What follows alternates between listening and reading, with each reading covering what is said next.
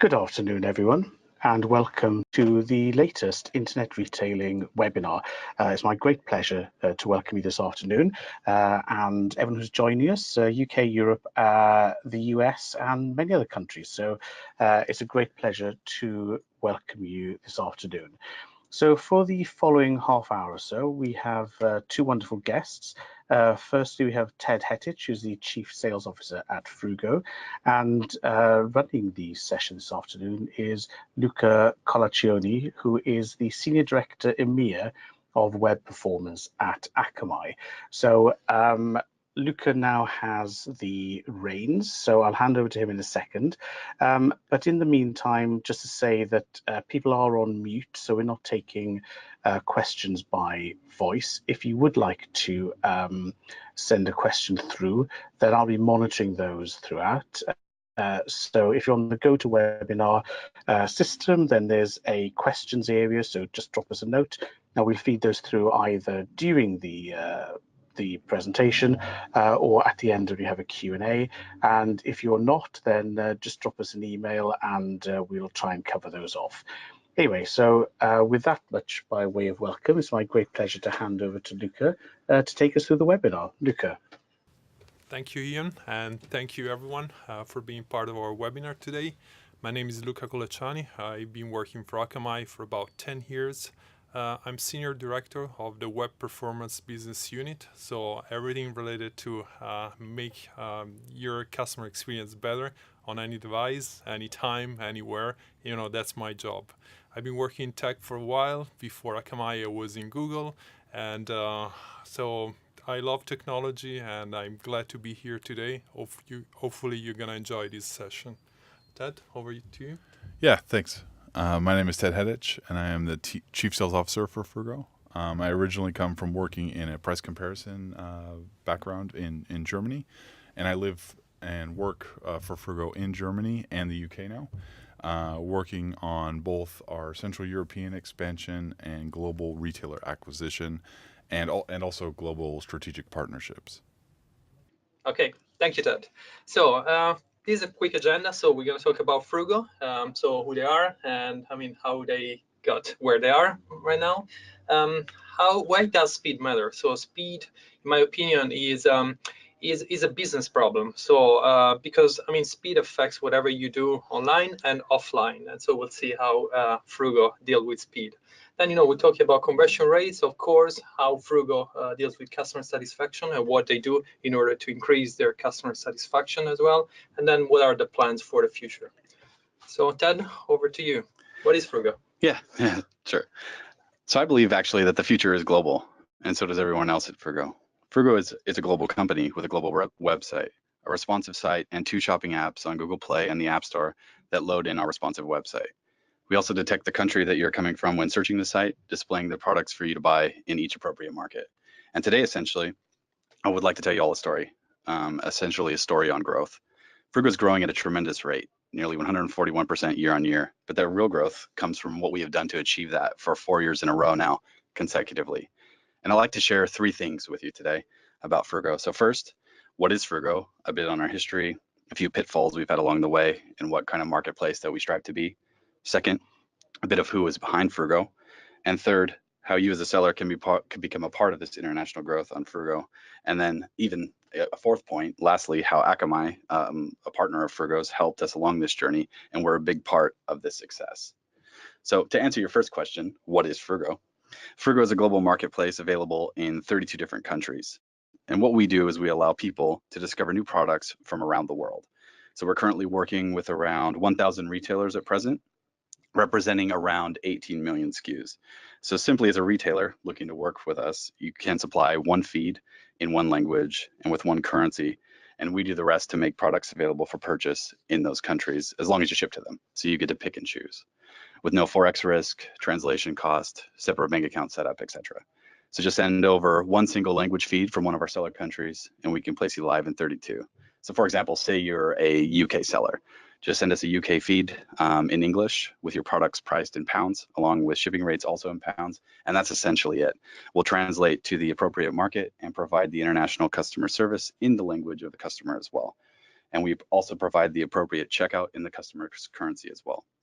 And we do all the currency conversion in-house too, which allows retailers to not only trade internationally in their home currency, but also be paid out in their home currency as well. So there's no need for payments to third parties or separate foreign bank account setups, etc. So historically, Fruugo originally looked to create a cross-border platform back in 2006 that would allow sellers to easily trade internationally and in multiple markets based on what we thought that shoppers wanted, or what at least they were telling us, or what we thought that shoppers would want from a global marketplace.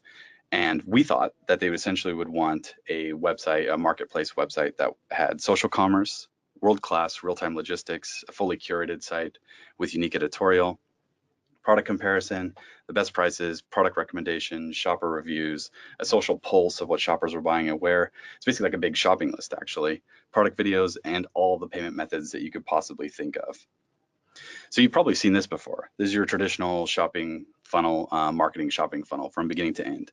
So Fruugo basically wanted to have a part in all of these different phases along essentially the customer journey, and wanted to touch along all these points. So from the inspiration discovery phase, information phase, comparison phase, all the way down to the transaction itself. And they built an office in Helsinki, Finland. The company grew, and they had hundreds of people working for them around the world, engineers, marketing people, salespeople, the best people from around the world.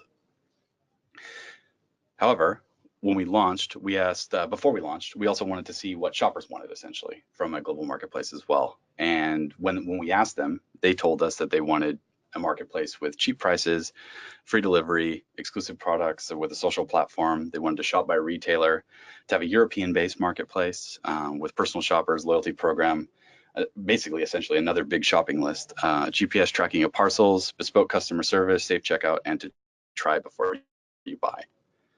So then when we actually launched the site in 2009, we saw that they behaved in a way that was really completely different to what we were thinking, and even what they were saying they wanted from a global marketplace.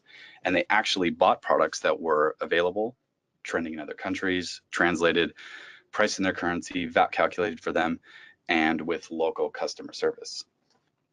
So one of the key takeaways we found was that localization was more than just translation. And a lot of the bells and whistles and aspects that we built for the marketplace originally weren't actually what the customers were using. So we basically took the learnings from that and had to refocus a bit. So as we learned, essentially, that design and experience are two entirely different things. So you can design something for people to use one way, but what's going to happen is they're going to use it exactly how they want to. And in 2012, the management team of Fruugo acquired the business. They did an MBO and relocated to its new headquarters in Cumbria. And we're solely now a UK-based company. And we took the learnings and excellent cross-border platform developed at the time in Helsinki and built the company back up essentially in the UK with a new focus on design versus experience. So what the UK team did was actually zoom into those single aspects of how our customers were actually behaving on site. And essentially, if we wanted to go back to the sales funnel, the one thing that they didn't focus on was the transaction at the end. And they had a rocky start when they launched the platform back in 2009. Because if you want to buy something cross-border from another country, in a different currency, in a different language, it's very difficult, and with all the barriers that you could possibly imagine with shopping cross-border. So in order to focus on that transaction piece, we had to work with new payment methods globally, specifically like those preferable in certain markets, like Sofortüberweisung in Germany, or Klarna, for example, in Scandinavia. So we also took a look at the checkout process itself. So before, Fruugo had a very convoluted checkout process. So 3 steps, if you can actually believe it, we had 3 steps to check out. So we got rid of it, and we have a streamlined checkout now, and we have enabled guest checkout essentially. So we have a much higher conversion rate, and more people are checking out easily when they're shopping cross-border.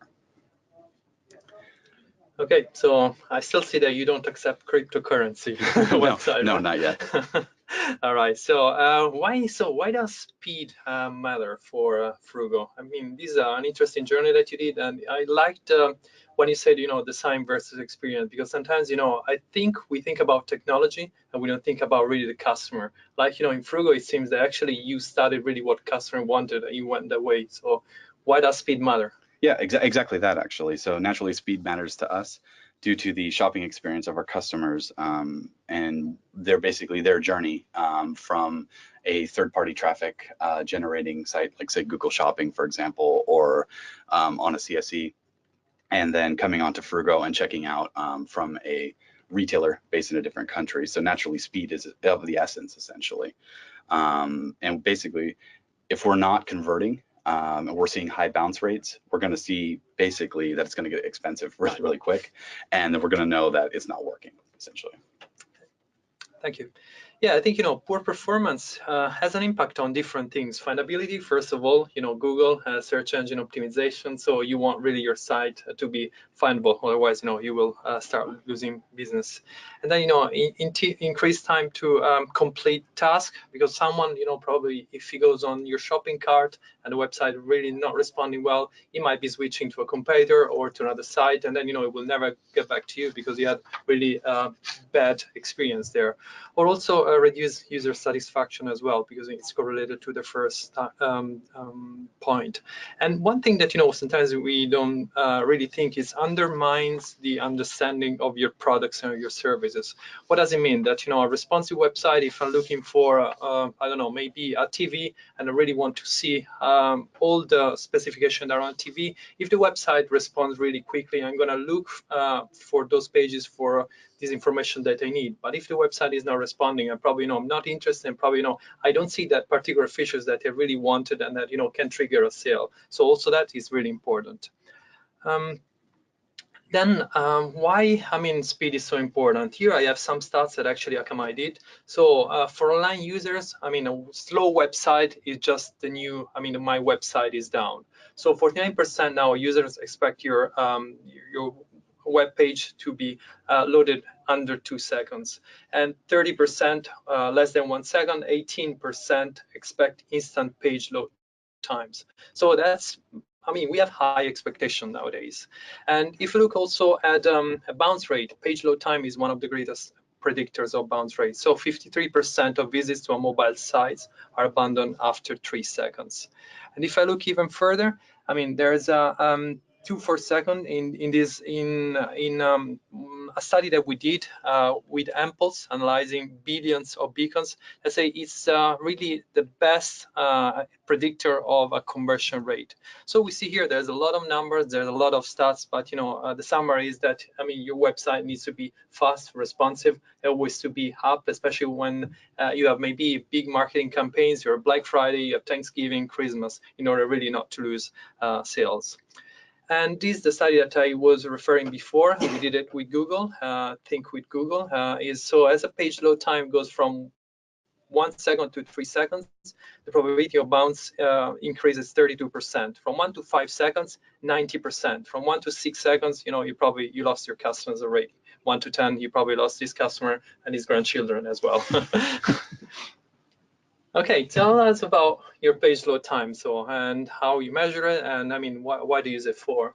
Yeah. So basically, like what you were just saying, from talking to our customers at Fruugo, we found that shoppers want to buy globally. And here's where our strategic partnership with Akamai, with you guys, actually really comes into focus. So we zoomed into page load time, and we realized that shoppers located from all over the globe will experience international shopping very, very differently. So you can imagine the difficulty with our server stack in Helsinki, Finland, and a retailer uploading products and maintaining their stock status, let's say from the USA, with a shopper riding on a train in Australia, searching on their mobile device. So essentially, the internet, what makes this thing all possible is that the internet is a bunch of cables underneath the ocean, what this image is here. And essentially, site lag was a major issue for us. So we partnered with a former CDN partner before Akamai, and basically they were underperforming, essentially. So we looked to replace that, and we looked to partner with you guys, essentially, and you gave us some tips. And we found basically that the further away the shopper was physically sat in the world from our servers in Helsinki, Finland, the lower that conversion rate was. So quite simply, there was a direct correlation between page load time and conversion of a sale on Fruugo, on the marketplace itself. And our page load time for a high number of our international shopper base was actually pretty shocking. And this was despite us working with that existing partner before you guys, the content delivery network. So when we actually looked to make the jump to Akamai, I wasn't at the time at Fruugo, so I don't have a lot of firsthand experience into the main points. But I chatted with our CTO, who was in charge of that during that time and prep for this webinar too, who was there from the beginning. And what he basically told me was that you need to understand that the internet is not essentially James Bond, sexy satellites all over the world, but those cables actually underneath the sea with a lot of switches, cell towers, and basically essentially a lot of hardware that make this whole thing called the internet so possible, so special and actually possible. And this really outlined, I think, Fruugo's core problem. So again, going back to that customer on a train in Australia, using his mobile device to buy something on Fruugo, instantly the shopper experience could be poor because of how he's traveling, his connection, etc. And how we were set up, once the shopper called for a page, that would even go to the nearest cell tower, to the nearest hub, then out to Fruugo servers in Helsinki, where depending on where the retailer feed was being uploaded from, could slow that whole process down. And it wasn't simply working fast enough for us. So that's where we found working with you really came into being, and really became a core part of our business as well too. Essentially, Fruugo stores hundreds of millions of images in our database, with these images usually being the largest asset on any page and takes the longest time to load, essentially. So the Akamai solution keeps all those images in like a net storage syndicate system, and then syndicates those images across the globe, ensuring that wherever that shopper is, there's a syndicated image the shopper requests to see close by. So it's a very simple solution. And you guys have essentially made this whole process of shopping on Fruugo from different global locations, from different retailers from across the globe, basically a lot quicker, less lag load time on our pages, and to the point where we're seeing only split-second differences to where the shopper is, no matter where they're located. But it wasn't just the solution that you guys provided; it was also a lot more bundled into that service as well. And this really set Akamai, I guess, apart from former CDN partners that we worked with and your guys' competition as well. Because you guys can protect our sites with like rate limiting, spreading the load of our net storage rather than everything going through Helsinki, Finland. You guys allow us to do A/B testing. And we're looking to start potentially even working on HTTP2 platform against the existing HTTP with current multiple assets loading at the same time. Then you guys also monitor bot traffic, which allows us to see if it's friendly traffic knocking on our door, or if it could be a problematic bot. So naturally, this has limited the rate of unfriendly bots to the site. Okay, so I mean, I see here we also have on the slide some tangible results. I like to see data. Yeah. So actually, by working with you guys and improving our checkout in general, we saw that we immediately saw an uplift of 73% in conversion rate, 300% in revenue, and a decrease of 34% actually in cart abandonment. So remarkable statistics by concentrating on what we were observing through our analytics, and by talking to the customers we're actually buying from, and bringing in key partners like Akamai to help us zoom into these issues that we were seeing on site and really adjusting to address them, which led to a lot of cause and effect correlation with our growth based off this initial success stemming from essentially our partnership by working with Akamai. Okay, thank you, Ted. So yeah, so it's very interesting what you said. I mean, a lot of companies that I meet now around EMEA is they understood really that speed is a business problem, or actually a business opportunity, I should say. But a lot of companies, they don't know really how to create a culture of speed inside the organization. I think the answer is we all work in silos, unfortunately. Marketing, sales, finance, operations, engineering, IT, they all have different KPIs. In order to create a culture of speed in a company, I think you need to use a common language for all these, let's say, different departments to just work towards the same objectives. And here I have 4 departments in a typical, let's say, company here that we have. Sometimes, we do maybe a little change in engineering, meaning that probably the server load time or the page latency is less than was the day before. And how does that affect sales? I mean, sales is a KPI which can be conversion rate, can be products sold by day, and then finance as I don't know, it can be the top bottom line revenue. So you can see here that you need to use, let's say, tools that can demonstrate how small changes that is made on the basement by some IT guy or programmers that maybe a junior person can actually influence and make the company maybe $300,000-$200,000 more per year. My recommendation is just try to find some tools that can correlate business KPIs and performance KPIs. It's not easy to find these tools on the market. Akamai has one of them, but it's I think it's the most important thing, because if we don't really understand the correlation between IT changes or engineering changes and I mean revenue at the end, it will be very difficult to promote a culture of speed inside a company. So what strategies exactly did Fruugo use to increase conversion rates? I mean, those are really, I saw very nice numbers there, and I don't see that too often because actually we have incremental changes, little changes, little by little, these conversion rates go up. What was most effective in Fruugo's case? I think from our side was really focusing on that transaction piece, page load time. So accepting local payment methods and having the local translation in place, so that if a shopper's shopping in his home country, he has that like native shopping experience. And essentially having, like you were saying earlier, that lightning fast speed. The page loads instantly. There's no lag. Really helps to increase our conversion rate. And then naturally from the Fruugo side would be local customer service, both pre and post sale, that we can facilitate between conversations between our retailers and the consumers directly. And then I would say also our partners with channel providers like Channel Advisor, for example, or CED Commerce, who built our plugins to give us immediate real-time stock updates from all the different retailers that we're working with, and then also providing the products and SKUs that people are actually looking for to shop and buy. Thank you.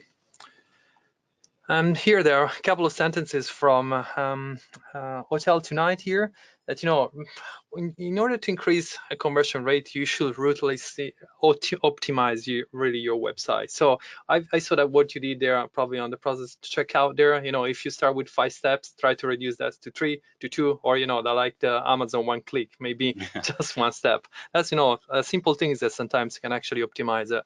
And then, here another quote is booking a hotel happening 3 taps and a swipe. That's a competitive advantage. Also, mobile apps. I mean, nowadays there's a lot of traffic, a lot of users actually using your mobile app to shop, to buy. I mean, pay attention to these mobile users. It's very, very important. So I will say, how do companies, let's say, improve conversion rate? 80% of the optimization on the pages is on the front end. So sometimes, okay, back end is important, but 80% of your efforts should be redirected to the front end part of your business, of your website. Then create a culture of speed. Like I said, let your team knows the value of speed. Let other teams know the value of speed. Bake speed into the creative process. Like, before you build anything, you should assess the value versus speed. I mean, if I'm optimizing a particular page, what is going to be the business return on that particular page optimize for my users? Because sometimes we tend to optimize things that are easier to control, easier to optimize, but not the most important one for our organization. Then, monitor your solution. I mean, create a real-time monitoring and notification system for every layer of your solution. I mean, whenever you change something on your website, everyone should know the impact. If someone in engineering change the products page, marketing should be aware, what the effects are on the leads. Sales should be what the effects are on conversion rates, and the CEO should know really what was at the end the increase in revenue made by the small changes, and that you can use a dashboard in order for everyone to be on the same page. And then optimize really your process. It's not really, sometimes even when you deliver a very fast website at launch, it can degrade with time if you don't monitor it. And why is that? Because a web system nowadays usually contains a combination of content management system, multiple data sources, third party, and any of them can impact the performance or the experience, especially third party. You cannot control third party. You can control what's on your website, but third party can be Google Tag Manager, Google Analytics Tag Manager, a CMS editor, or whatever third party using on your website. You cannot control them. And you cannot even make sure that your website is secure. We saw that, I think it was the New York Times, that they had a third party ad on the page, which actually was mining cryptocurrency. And we're talking about the New York Times. And then try to make every decision based on data. Again, whenever you want to change something on your website, you need to back up that with data, meaning investing $500,000 in reducing my page load time from 5 seconds to 4 seconds. What the business impact is going to be on that? If the business impact is $300,000 more in revenue, is not worth, because at the end the ROI is negative 200,000. So you need to have, again, tools that can tell you what you're doing, what you're investing in terms of IT efforts or engineering or sales efforts brings a positive ROI. And then AI-driven automation. Artificial intelligence is an hype term, and nowadays everyone is using it, so I'm using it as well, so I like it. But at the end, it's use mathematics, use algorithms in order to see, what you're automatizing, and let others do that for you. Let actually the machine make the decision for you. Nowadays, who's not using really algorithms is not going to have an advantage in the long term. So if you want to optimize your website, use solution that can optimize that according to the user that is connected to your website, to the network connection, to where he is, or if he's on a car, or if he's looking at a TV, so a connected TV, or if he's playing on the PlayStation, is using actually a console to visit your website. But make someone else, let someone else make this decision for you, how to optimize your web page. And there's a solution in the market who can use artificial intelligence to help you doing that. Then how does Fruugo monitor the performance of its website, Ted? Yeah, I'd say a lot of that comes from what you guys offer as well, bundled into your services. That really sets you guys apart from competition too, and helps us to monitor performance. So like again, with rate limiting, spreading the load on our net storage, allowing us to do like A/B testing, for example, to see the results of implementing new features, and then monitoring that bot traffic that comes through, like I said earlier, making sure that if it's friendly or wanted bot traffic or not, that we're in control of that. And then also, we work with a lot of different traffic acquiring partners across the globe, essentially. So like Google Shopping being primarily one, CSEs and other social sites, and other affiliation. So it's very easy to see for us in terms of revenue if the site is performing or not. So we can pretty much see it instantly. If sales are being made or if sales are not being made, that's usually a key indicator for us. Okay, yeah, that's something interesting, because also when something happens, when your conversion rate is down, what happened? Is that because of the weather? Is that because probably in a country that had an outage, the local telco? Is it because marketing did something and actually they made a campaign and the conversion rate is up? So again, I think it's important to also know the cause of every changes, can be in conversion rate, in sales, in revenues, or page views, page load times in your website. Yeah, exactly. That's what you do. And here, yeah, this I took this, I think, from Amazon. Sometimes we optimize something easy to measure at the expense of something hard to measure that's more important. This is probably my number one advice. If you remember one thing about this webinar, it's probably this is the most important thing.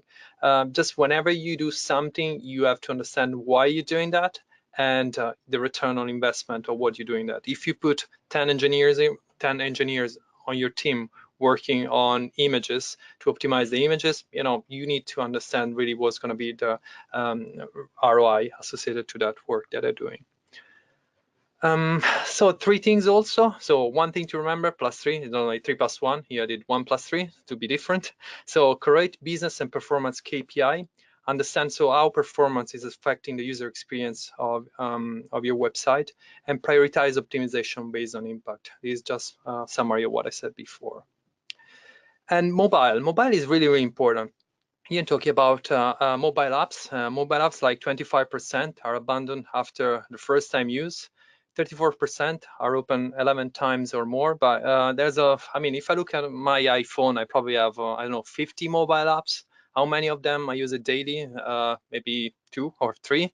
Then all the rest, they're there. I don't want to delete them because I'm just thinking to myself, oh, one day I might need it. But actually, I don't. I never open that again. And why is that? I mean, there's a number of reasons. And mobile apps are really important. If I look at myself, for example, a train line application, I use it every day in order for me to catch the right train at the right time. And speed there is really important because probably 5 seconds in order for me to get the results can make me just take my train or miss it, and that means probably adding 30 minutes to my daily commute. So actually a mobile app can have an impact on my life. So that's why I think it's very, very important to think about your mobile users. And how do you plan for mobile users in Ted, in Fruugo? Yeah, essentially, more and more, as you said, more and more traffic is coming even to Fruugo via mobile as well, and that's why we have mobile optimized responsive websites in order to deal with that traffic. For us, it's still not converting as high as desktop yet, as a global blend. However, this trend is steadily growing, and we have taken these measures to deal with more mobile shoppers who are actually beginning their customer journey on their mobile devices and then maybe going home and completing the purchase at home. But yeah, more and more people coming to Fruugo are coming through on mobile devices. Okay, thank you. So let's say, so now, I mean, Fruugo has had really, we saw a very big success so far. So what are your plans for the future? Are you going to support Bitcoin?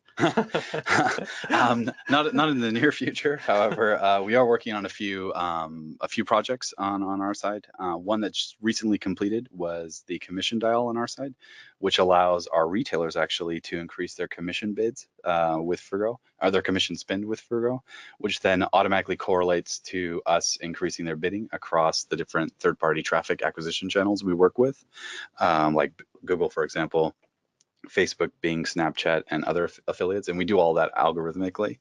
So we've seen a big buy-in from a lot of our retailers on that so far, and especially during like high peak holiday seasons.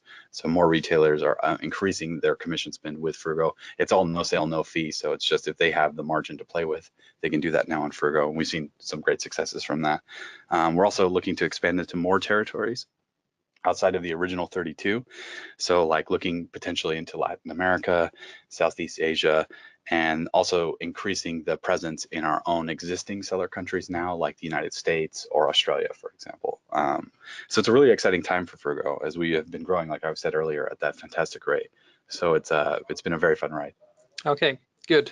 And here we have actually, some stats about the Fruugo growing, so 141% year over year, so 7 million page views per month, 8 million products, and these are your markets. So, I mean, congratulations for what you've done so far. Yeah, exactly. And this is exactly what I'm talking about too. You just kind of see that physically how exciting it is to work at Fruugo. You see our conversions going up, the orders being made going up as well too. So it's like I said, a really, really fun time. Okay, perfect. So here's the breakdown. So conversion rate I see is in top 2-3%, and I mean the top performing categories. So very, very interesting. Thank you, Ted. Mm-hmm. Here also we almost this is the last but one slide. So bots are taking over. I really like these slides. The robot was really nice. So we talk about bots, and every time I talk to a retailer right now, I mean I talk about bots. 2 days ago I was at dinner with another probably with one of the biggest retailer in Europe, and they told me that bots are really a pain. I think every retailer now should be looking at bots. They were telling me in one particular website that this company owns, 99.6% of traffic was due to bots, Whoa. to malicious bots. So it's really, I mean, just have a look at it, and we might help on that as well. So I think we might be now starting taking question from the audience. Thank you everyone for listening to us. I hope this has been useful, informative, and educational. And any questions, we're here really to help. Great, thank you so much, Luca and Ted. Now, monitoring the questions, we've had quite a few on the topic of mobile and also on ROI, which I think you've both covered off really well. But I've got 2 people ones that I wanted to pull out. So apologies to those I'm paraphrasing. But one was about looking at how you reward the people within the organization for delivering these great experiences. So obviously someone here concerned about their bonus or their salary. So just tell me a little bit about people reward. Yeah. Essentially, from the different people at Fruugo, the reward is naturally growing the company, getting more sales into Fruugo.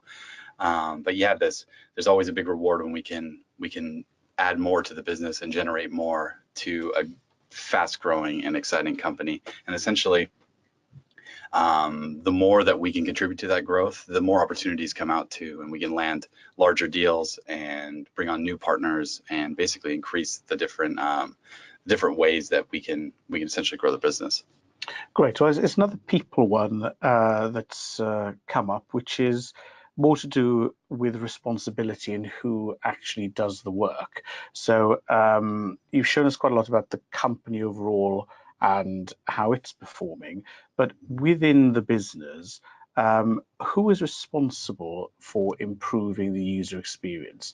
Do you have one person working across the silos? Are there no silos? Is everyone doing it? To just explain how you actually go about making those improvements. Yeah, sure. So we have different teams at Fruugo. So we have essentially our data science team looking at the way that we buy traffic, and they're essentially analyzing that and analyzing conversion rates. So that's an immediate way. I touched on this a bit in the webinar too, essentially with the conversion rates and how we can see that pretty dramatically and immediately if it's not performing well, because it has a monetary impact directly to the company. And then we also have our development team as well, who are constantly improving the user experience at Fruugo on the website, and then basically creating new ways in response to how customers are reviewing us, how we're monitoring them actually interacting with the site using heat maps, for example. We can then take that information to the dev team, and they can actually implement new features on site that's more in line with what the customers want. Now, one interesting question just arrived. Thank you, Daljit, is about the analytics tools you've been using. So we've talked a lot about measuring the performance. What are the key tools that you use in order to determine customer behavior? Yeah, so like I was saying too, with like using those heat maps, using conversion rates, seeing in what countries that the sales are coming in, how they're coming in, through what channels, using like Google Analytics, for example, double click the different basically metrics platforms that are out there. We're using all different kinds to see how our customers and shoppers globally are interacting with Fruugo. Great. And you mentioned that you had worked with a previous company. How long have you been working with Akamai? So over what period has this improvement happened? Yeah, so I believe it was in late 2014. I think we started talking to Akamai, and then rolled it out in early 2015. Now, assuming we've got some budget-conscious questions, Oh, sure. Where Anna's just said, any tips for improving the speed without spending too much money? So let me just rephrase that. What's been the biggest bang for buck improvement you've made? Sure. Just, you know. So I think Luke and I were actually talking about this the other day. We actually ran into each other at another event, and I think while Akamai is not necessarily the cheapest partner to work with out there, it's 100% worth it, because the services that they're providing is really night and day to a lot of the former competitors that we were working with before. And it is a big step, and it is a big investment, but like I said, the return on investment is going to be massive. And I believe you were telling me, Luca, also about a new product that you guys have that's fairly quick to implement, that has a quick sales lead time, essentially. Yeah, absolutely. And if I may, I think, yes, I think probably the low-hanging fruit here in order to optimize pages right now is probably just look at your images. Images and third-party are probably the things that are the most painful to optimize. Images, just find an image management solution that is able really to optimize image according to the device that your users are connecting to, according to, again, the network connection. Just to give you an example of a publisher, for example, was an article with a video there. So if you are home with your internet connection at I don't know, 30 megabits per second there. You want to give the article plus the video. If you're probably on a train, you want to give the article plus picture, static picture. If you're in really bad connection, just give just the text. And so your users actually will not really have a bad experience ever, and will not associate your brand with a bad customer experience. So images is probably the easiest thing to do. Just look at your mobile, especially if you have a lot of users connected to your website on mobile. Images are really important. And then third party, use some solution that can really control the third party or your website or your application, because it's something that's beyond your control. So again, let someone do the work for you. If there's a third party which is not responding there, let your CDN, Akamai or whoever, stop that third party or bad party anyway, or just load it at the end of the page. So these are the two things I would do first. Great. Well, succinct, practical, and straightforward. So what more could we ask for to end our webinar today? So firstly, a big thanks, Luca and Ted, for covering an incredible amount of content with facts in such a brief amount of time. So thank you. Thanks to all of our listeners for your great questions and, of course, for your time. If you're listening to this, it might be the recording, which will be up in no time on the website, so you can enjoy it many more times and also give it as a Christmas present, should you so wish. So any other questions that we didn't cover off, I will put to the guys, and we'll add this onto the webinar page. So if you think of something you're too shy to ask, drop us a note and we will try and cover off any of those questions. But for now, with thanks from everyone in the studio, it's time to end the session. So thank you all very much indeed.